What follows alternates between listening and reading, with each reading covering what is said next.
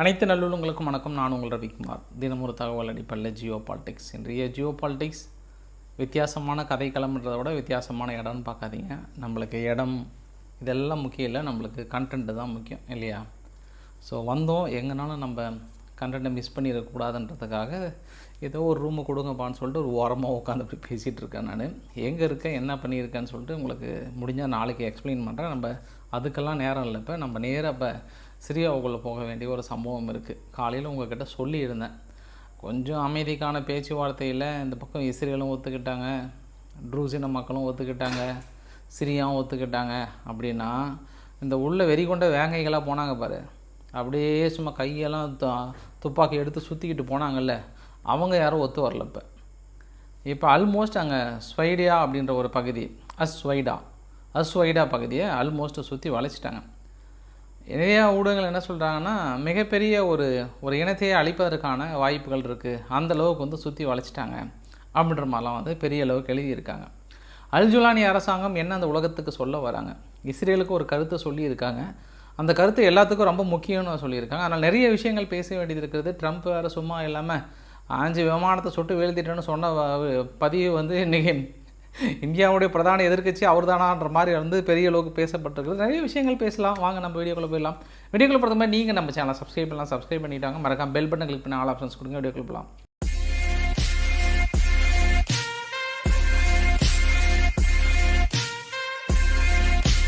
அமெரிக்காவுடைய என்வாய் உட்காந்து பேச்சுவார்த்தை நடத்துகிறாங்க. காலையில் ஒரு அதிகாலை 6-6:30க்கெல்லாம் அந்த முடிவு கொண்டு வந்துட்டாங்க. ட்ரூசின மக்கள் ஆயுதங்களை போட்டுட்டு சரண்டர் ஆகணும். பெடோனியன் யார், அவங்க ட்ரைப் மக்கள். சன்னி முஸ்லீம்ஸ் நிறைய பேர் வந்தாங்க இல்லையா, அவங்க பெரும்பாலும் சியான்ற பாருங்க, சவுதியினுடைய பேக்டு ஃபோர்ஸும் ஒரு சில பேர் இருக்காங்கன்றாங்க. எத்தனை பிரிவுகள் இருக்கோ, ஒரு 40லேருந்து ஒரு 50 பிரிவுகள் இருக்குது. அவங்கெல்லாம் பஸ்ஸை பிடிச்சி வேனை பிடிச்சி பயங்கரமாக உள்ளே நுழைஞ்சது தான். ஆனால் இங்கே அமைதி ஒப்பந்தம் ஏற்படுத்திட்டாங்க. சரி, அல்-ஜுலானி இந்த உலகத்துக்கு என்ன சொல்ல வந்தார் அப்படின்னா, நார்மலாகவே சிரியாவுக்குள்ளார பிரிவினையை நாங்கள் எப்போவுமே ஆதரித்ததே இல்லை. எங்கள் நாட்டுக்குள்ளார அந்த சிறுபான்மை மக்கள் பெரும்பான்மை மக்கள் அப்படின்லாம் கிடையவே கிடையாது. அதை இப்போ இஸ்ரேல் கூட உணர்ந்திருப்பாங்க. இந்த ஒரு விவகாரத்தை வைத்து நாங்கள் ஏதோ அந்த மக்களை பெரிய அளவுக்கு நசுக்கப்படுறோம், ஒதுக்கப்படுறோம், அது இல்லாமல் அந்த இனத்தையே அழிக்கிறோம் அப்படின்னு சொன்னாங்கன்னா இன்றைக்கி யாருங்க அவங்கள காப்பாற்றுறது? அதாவது எங்கள் இராணுவத்தின் மீது தாக்கல் நடத்தினாங்க, இஸ்ரேல் தாக்கல் நடத்துகிறாங்க. சரி என்னமோ போங்கன்னு சொல்லிட்டு நாங்கள் கிளம்பி வந்துட்டோம். கிளம்பி வந்ததுக்கப்புறம் அந்த நடந்த நிகழ்வுகள் பார்த்தியா, எத்தனை படைப்பிரிவுகள், எத்தனை இயக்கங்கள், எத்தனை தீவிரவாத இயக்கங்கள் எல்லாம் உள்ள நுழைஞ்சி ஒரு சின்ன இனத்தை அடிக்கணும்னு ட்ரை பண்ணுறாங்க. அப்போ நீங்கள் என்ன உணர்றீங்க அப்படின்னா, இத்தனை வருஷமாக இந்த ஒட்டுமொத்த குழுக்கள் இருந்து காப்பாற்றியது நாங்கள் தான். நாங்கள் பாதுகாப்பை விலகிறோன்னு கேள்விப்பட்ட உடனே ஒரு இனத்தையே பெரிய அளவுக்கு தாக்குன்னு நினைக்கிறாங்க பார்த்தியா. இதுதான் நாங்கள் பெரிய அளவுக்கு யாரையும் நாங்கள் பிரித்து பேசுனதில்லை, பிரித்தும் பார்த்ததில்ல. நாங்கள் எல்லாத்தையும் ஒன்றா தான் பார்க்குறோம். இஸ்ரேல் எதுவும் உணர்ந்துருப்பாங்கன்னு நினைக்கிறேன். ஸோ ட்ரூசின மக்களை இத்தனை நாள் நாங்கள் தான் கட்டி காப்பாற்றிட்டுருக்கோம், இத்தனை பேர்த்துக்கிட்ட இருந்தோம் அப்படின்ற ஒரு தகவலை இன்றைக்கி இஸ்ரேல்கிட்ட போட்டு வைக்கிறார். ஏன்னா இந்த அமைதிக்கான பேச்சுவார்த்தையில் நேற்று கூட அவங்க அமெரிக்கா கிட்ட ஒரு வார்த்தை என்ன சொன்னாங்கன்னா, நாங்கள் இதை தலையிடலை அப்படின்னா ஒரு இனமே அழிஞ்சு போயிடும், ஆல்மோஸ்ட் அந்தளவுக்கு மக்கள் வெறி பிடித்த வேங்கையாக இருக்காங்க அப்படின்ற மாதிரிலாம் பயங்கரமாக சொல்லி, சரி கடைசியில் சீக்கிரம் வாங்க கோட்டசாமிங்களே, ரொம்ப ஸ்லோவெலாம் பண்ணாதீங்க அப்படின்னா இந்த உள்ள ஒரு டீம்லாம் போனாங்கல்ல அஸ்வைடா பகுதியில் அவங்க நீங்கள் வீடியோ பதிவுலாம் பாருங்கள். இன்றைக்கி காலையில் 9 மணிலேருந்து சாயந்தரம் ஒரு 6 மணி வரைக்கும் ஓயவே இல்லை, எந்த பகுதியிலுமே ஓயலை. பேருக்கு பேச்சுவார்த்தை அனௌன்ஸ் பண்ணாங்க, பேருக்கு அமைதின்னு சொல்லிட்டாங்க. இந்த ட்ரூஸ் மக்களுக்குன்னு ஒரு தலைவர் இருக்கிறார் இல்லையா, ஜபல் அல் ட்ரூஸ்ன்னு சொல்லுவாங்க. ஸோ அவர் என்ன சொல்கிறாருன்னா, எங்கள் பகுதி முழுவதும் இஸ்ரேலுடன் இணைக்கிறதா எங்களோட தார்மீக பொறுப்பாக இருக்குது. அதனால் இஸ்ரேல் இணைச்சிக்கிட்டால் எங்கள் மக்களை நாங்கள் சேஃபாக உணருவோம். அமெரிக்கா இதையும் கொஞ்சம் கன்சிடர் பண்ணாங்கன்னா பரவாயில்ல, அமைதியை அனௌன்ஸ் பண்ணியும் மக்கள் பெரும்பாலும் அமைதி விரும்பலை அப்படின்ற மாதிரி சொல்கிறாங்க. இவங்களுக்கு என்ன பயம் அப்படின்னா, இப்போ ஆல்மோஸ்ட் உள்ளே போன குரூப்பெல்லாம் என்ன பண்ணிட்டாங்க, சுற்றிட்டாங்க. ஆனால் ஜுலானி அரசாங்கம் பின்னாடி தான் இருக்காங்க. இப்போ ஜுலானினுடைய டீம் எஸ்டிஎஸ் இருக்கு இல்லையா, அவங்க உள்ளே நுழையிறதுக்கு பயப்படுறாங்க. சைடு கேப்பில் இவங்க நம்ம பக்கம் திரும்பி சுட்டுட்டாங்கன்னா என்ன பண்ணுறதுன்னா அவங்க வெளியே நிற்கிறாங்க. இதுக்கப்புறம் உள்ளே யாரும் வந்து அலோவ் பண்ணல. உங்களுக்கு சிம்பிளாக ஒரே ஒரு புகைப்படம் காட்டுறேன் பாருங்கள். நிறைய வீடியோ பதிவு நீங்கள் பார்த்துட்ருப்பீங்க. அந்த வீடியோ பதிவுக்கு மத்தியில் உங்களுக்கு பக்கத்தில் ஒரு புகைப்படம் காட்டுறேன் பாருங்கள். இதுவே மிகப்பெரிய ஒரு சான்று. இவர் யார் அப்படின்னா சிரியானுடைய முன்னாள் இராணுவ வீரர். ஒரு யுத்தத்தில் ஒரு காலை இழந்துடுறாரு. ஆனால் தனது ஸ்டிக்கை ஊனியாவது நான் எப்படியாவது அந்த ட்ரூசின மக்களை கொன்னே தீருவேன் அப்படின்னு அந்த ஸ்டிக்கை ஊனிட்டு, எப்படி அந்த ஸ்டிக்கை ஊனிட்டு கிளம்பி வராரு அப்படின்னா நம்ம புரிஞ்சுக்கலாம் நிலைமையோட தீவிரத்தன்மை. ஏன் இந்த மக்கள் குறிப்பாக சன்னி முஸ்லீம்ஸ் இவ்வளோ வெறித்தனமாக ஒட்டுமொத்தமாக எல்லாத்தையும் முடிக்கணுன்ற கதையிலே ஏன் இருக்காங்க அப்படின்னா, இவங்க இந்த தாக்குதலை இஸ்ரேல் மீது நிகழ்த்தப்படுகிற தாக்குதலாக பார்க்குறாங்க. அதாவது இந்த ட்ரூசின மக்களை இஸ்ரேல் பின்புலமாக இருந்து காத்து கொண்டிருக்கிறது. அதனால் இஸ்ரேல் அங்கே காசா மீது நடத்தப்படுகிற தாக்குதலை இவங்களால் அடிக்க முடியல, பதிலுக்கு அடிக்க முடியல. ரொம்ப டென்ஷனாக இருக்காங்க. அதாவது காசாவுக்குள் நிகழ்த்தப்படுகிற தாக்குதலை சரி அந்த கோவத்தை அது எங்கே தீர்த்துக்கணும்னு நினைக்கிறாங்கன்னா இந்த ட்ரூஸ் மக்கள் மீது வந்து தீர்த்துக்கணும்னு நினைக்கிறாங்க. அது இல்லாமல் இப்போ ஈரான் மீது நிகழ்த்தினாங்க. ஈரான் மீது நிகழ்த்தப்பட்ட தாக்குதலும் மிகப்பெரிய ஒரு கோபம். ஏற்கனவே பெரும்பாலான டீம் வந்து நாங்கள் இஸ்ரேலுக்கிட்ட போகிறோன்ற மாதிரி வந்து பெருசாக முயற்சி பண்ணால் கூட ஜோர்டனில் தடுத்துடுறாங்க, எகிப்தில் தடுத்துடுறாங்க, சிரியாவில் தடுத்துடுறாங்க. ஆனால் இப்போ அவங்களுக்கு ஒரு லட்டு மாதிரி ஒரு சான்ஸ் கிடைச்சிருக்கு. சிரியா அரசாங்கமும் கண்டுக்காமல் போயிட்டாங்க. எப்படியோ சுட்டுட்டு நீ யாரோ மிச்சம் மீதி இருந்தால் எங்களை கூப்பிடுங்க, நாங்கள் வந்து காப்பாற்றிக்கிறோன்னு கிளம்பி போயிட்டாங்க. அதனால் இந்த ஒரு சான்ஸை பயன்படுத்தி இஸ்ரேல் மீது இருக்கக்கூடிய முழுமையான கோபத்தை இந்த ட்ரூசின மக்கள் மீது காட்டிகிட்டு இருக்காங்க. இந்த ட்ரூசின மக்கள் வந்து ஆரம்பத்தில் இஸ்ரேல் வந்து பெருசாக தாக்கல் நடத்தினாங்க. ஆனால் இப்போ இஸ்ரேல் என்ன ஃபீல் பண்ணுறாங்க அப்படின்னாங்கன்னா, இப்பயும் ஒரு சில படைகள் பின்புலமாக வந்து காப்பாற்றுறதுக்கு வராங்கன்ற மாதிரி சொல்கிறாங்க. ஆனால் இஸ்ரேல் இந்த தரைப்படை தாக்குதலை விரும்பலை. நார்மலாகவே நம்ம பார்த்துருக்கோம், இந்த ரஷ்யாவுடைய போர்க்களமும் சரி இங்கே இஸ்ரேலுக்குள்ளேயும் பார்த்துருக்கோம். குறிப்பாக காசாவுக்குள்ளார தரைப்படை தாக்குதல் என்பது ஒரு பகுதியை கைப்பற்றுறதுன்றது சாதாரண விஷயம்லாம் இல்லை. அந்த காலம் மாதிரிலாம் இல்லை. இந்த காலம் வளைச்சி திருப்பி வந்து அதே இடத்துல முட்டிட்டு நிற்கணும். இப்போ ரஷ்யா வந்து 7 கிலோமீட்டரை கைப்பற்றுறதுக்கு எத்தனை நாள் எடுத்துக்கிறாங்க? 1 வருஷம் எடுத்துக்கிட்டாங்க 7 கிலோமீட்டர் கைப்பற்றுறதுக்கு உக்ரைனுக்குள்ளார. அப்போ அதே மாதிரி சூழ்நிலை இங்கே வருமானா இங்கே அதை விட மோசமாகும். ஏன்னா திரும்புகிறவங்ககிட்டலாம் கன்று இருக்குது. பொதுமக்கள் யார், இராணுவம் யார், தீவிரவாதி யாருன்னே தெரியாதுங்க. அப்படி ஒரு சூழ்நிலை. அதான் நான் உங்களுக்கு சொன்னேனே, ஒரு காலில் அப்படி நொண்டிட்டு வந்தாவது சுடணும்னு நினைக்கிற ஆள்லாம் இந்த இங்கே இருக்காங்க. இந்த சன்னி குரூப்ஸுக்கிட்ட இவங்க யாரை கண்டுபிடிச்சி எப்படி ஐடென்டிஃபை பண்ணி எப்படி மக்களை காப்பாற்ற முடியும்? அதனால் இஸ்ரேல் இந்த இடத்துல வந்து பலவிதமாக யோசனை பண்ணுறாங்க. இப்போ நார்மலாக விமானத்தை தூக்கணுமா, 2 தாக்குதல் அடித்தோமா, இப்போ ஈரானுக்குள் 2 தாக்கல் நடத்துகிறோமா, அடுத்தடுத்து கொஞ்சம் நிலைக்குலை வைக்கிறோமா, அது வேணால் இஸ்ரேலுக்கு கைவந்த கலையாக இருக்கலாம். ஆனால் இப்போ ஒட்டுமொத்தமாக தரைப்படையை சப்போஸ் இங்கே அனுப்புனாங்கன்னா இப்போ காசாவுக்குள்ளே ஃபோக்கஸ் பண்ணுவாங்களா, இங்கே ஃபோக்கஸ் பண்ணுவாங்களா, லெபனானுடைய எல்லை பகுதியில் ஃபோக்கஸ் பண்ணுவாங்களா, அது இல்லாமல் அங்கே ஈரான் வேலை எந்த நேரத்துலையும் இதான் இருக்குது அதை ஃபோக்கஸ் பண்ணுவாங்களா? அதனால் இது வேண்டான்னு நினைக்கிறாங்க அவங்க. நான் உங்களுக்கு நேற்று சொன்ன அதே பதிவு தான் இன்றைக்கி சொல்கிறேன். இந்த ட்ரூஸ் மக்கள் சும்மா இல்லாமல் ஏதோ ஆரம்பித்து இந்த எலெக்ஷனுக்காக வேறு வழியே இல்லாமல் இவங்க இந்த தாக்கல் நிகழ்த்தி கடைசியில் எங்கே வந்து கோத்து விட்ருக்காங்கன்னா இங்கே வந்து கோத்து விட்ருக்காங்க. ஆனால் இதற்காக இஸ்ரேல் கோத்து விட்டுருக்காங்களா அப்படின்னாங்கன்னா நான் இன்னொரு விஷயத்தில் கூட ரொம்ப தெளிவாக சொல்கிறேன். இஸ்ரேல் அந்த பகுதியை கைப்பற்றணும் அப்படின்னா, முழுமையாக அந்த ட்ரூசின மக்களையும் மற்ற பகுதியும் கைப்பற்றணும் அப்படின்னா அமெரிக்காவை வச்சு சும்மா 2 சொன்னாவே போதும். ஜுலானி அரசாங்கம் வந்து ஒத்துக்குவாங்க அவ்வளோ சீக்கிரம், ரொம்பலாம் எதிர்ப்புலாம் தெரிவிக்க மாட்டாங்க. அதுக்குள்ளே இவங்க உள்ளே போந்து மொத்தத்தையும் கெடுத்து இன்றைக்கி என்ன பண்ணுறாங்க, கதறாங்க, எங்களை காப்பாற்றுங்க, இஸ்ரேல் வந்து எங்களை காப்பாற்றணும், சுற்றி வளைச்சிட்டாங்கன்றாங்க. அவங்க ஜுலானியை வந்து எஸ்டிஎஸ் அரசாங்கம் யார், அவங்க சாதாரண நாள் கிடையாது. அவங்க என்ன தான் நாங்கள் காப்பாற்றுறோன்னு சொன்னால் கூட அவங்க இராணுவத்தில் இப்போ பாதி பேர் எல்லாமே இங்கே மக்களோடு மக்களாக இணைந்து இந்த ஒரு இனத்தை அழிக்கிறதுக்காக வந்துட்டுருக்காங்க. இது பெரிய அளவுக்கு போயிட்டுருக்காங்க. அதாவது சுற்றி வளைச்சி நம்ம சொல்லணும், அடுத்த பதிவுக்கு போகணும் அப்படின்னா இது எல்லாமே டிட் ஃபார் டேட், பழிக்கு பழி வாங்கணும்னு நினைக்கிறாங்க. நீங்கள் அங்கே காசாவுக்குள்ளே ஒரு இனத்தை அழிக்கணும்னு நினைக்கிறீங்கள, அதே மாதிரி தான் உங்களுக்கு ஆதரவளிக்கிற இந்த இனத்தை நாங்கள் அழிக்கணும்னு நினைக்கிறோம். இது எங்களுக்கு சரியாக இது ஒரு சந்தர்ப்பமாக நாங்கள் பார்க்குறோன்ற மாதிரி தான் நடக்கிற நிகழ்வுகள்லாம் இருக்குது. அதை தாண்டி சிரியானுடைய இன்டர்னல் மினிஸ்டர் என்ன சொல்லியிருக்காங்கன்னா, நிலைமையை கூர்ந்து கவனித்து கொண்டிருக்கிறோம், கூடிய விரைவில் நாங்கள் அமைதி கொண்டு வந்து விடுவோம், கண்டிப்பாக எங்கள் இராணுவம் உள்ளே நுழைந்து கொண்டு இருக்கிறது, அமைதி வந்துடும்லாம் சொல்கிறாரு. ஆனால் அதுக்கான சூழ்நிலை இல்லை. அங்கே இருக்கக்கூடிய பதிவுகள் எல்லாமே தெளிவாக தெரியுது. ஜுலானி அரசாங்கமும் கொஞ்சம் அப்படியே பேக் எடுத்துகிட்டு இருக்காங்க. ஸோ சிரியா பொறுத்த வரைக்கும் ஓயவே இல்லை.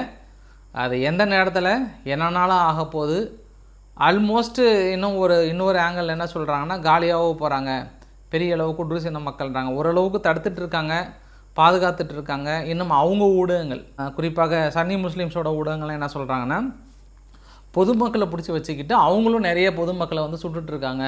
குறிப்பாக பெடோனியனுடைய ட்ரைப் மக்களை வந்து ஈவிரக்கம் என்று அவங்களும் சுட்டுட்ருக்காங்கன்ற ஒரு குற்றச்சாட்டுமே வந்து பெரிய அளவுக்கு சொல்லியிருக்காங்க. இது அங்கே இருக்கக்கூடிய ஒரு முழுமையான தகவல். ஆல்மோஸ்ட் உங்களை அங்கே கூட்டிகிட்டு போயிட்டேன், அங்கே இருக்கக்கூடிய சூழ்நிலையை விளக்கிட்டேன்.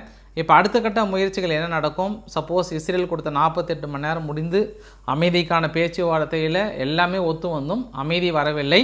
அதனால் அடுத்த நிகழ்வு மேபி இன்று இரவு வேறு ஏதாவது பண்ணுறாங்களா, வேறு ஏதாவது தாக்கல் நிகழ்த்துறாங்களான்னு நம்ம பொறுத்து இருந்து பார்க்க வேண்டிய ஒரு சூழ்நிலையாக இருக்கிறது. குறிப்பாக ட்ரம்ப் அவர்கள் வந்து இன்றைக்கி ஒரு வார்த்தை வந்து சொன்னாருங்க. என்ன சொன்னார்னா, 5 விமானங்கள் வந்து சுட்டு வீழ்த்தப்பட்டிருக்கிறது. குறிப்பாக இந்தியா பாகிஸ்தான் யுத்தத்தில்னோடனே ஊடகங்கள்லாம் என்ன மாதிரி எடுத்துக்கிட்டாங்கன்னா, நம்ம ஊடகங்கள் தான் எப்போவுமே கோடு போட்டால் ரோடு போடுற ஆளுங்க.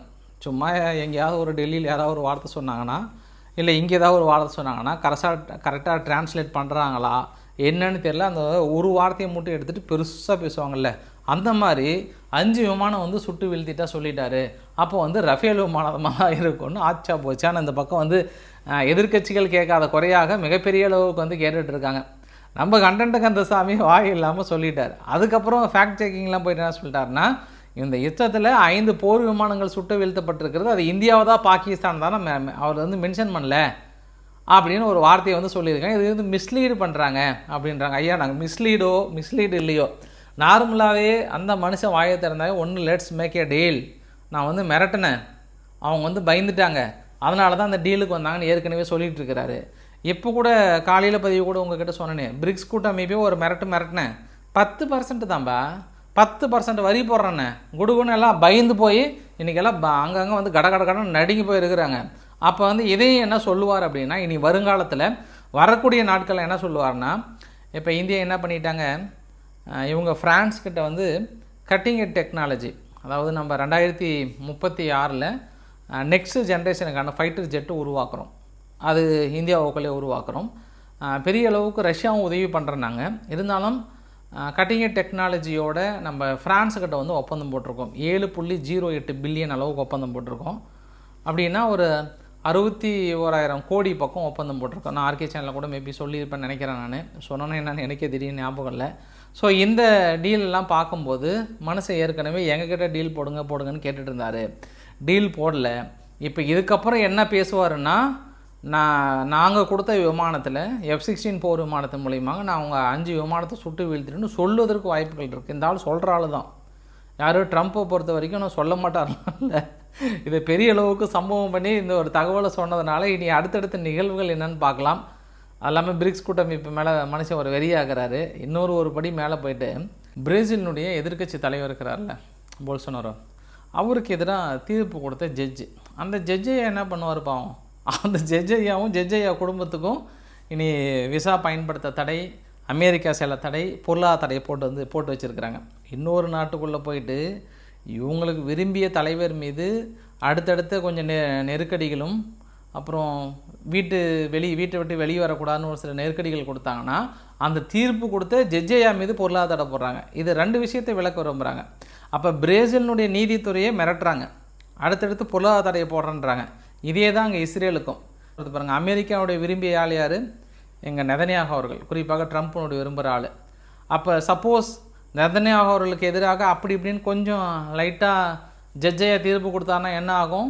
ஏற்கனவே ட்விட்டரில் மிரட்டியிருக்கிறாரா, அவர் இருக்கிற வரைக்கும் தான் இஸ்ரேல் வந்து மிகப்பெரிய அளவுக்கு பாதுகாக்கப்படுகிறது, இல்லைனா பிபி இல்லைனா உங்கள் கஷ்ட காலம்தான், அவர் மீதே நீங்கள் தீர்ப்பு சொல்கிறீங்களான்ற மாதிரிலாம் வெகுண்டு இழந்தார்.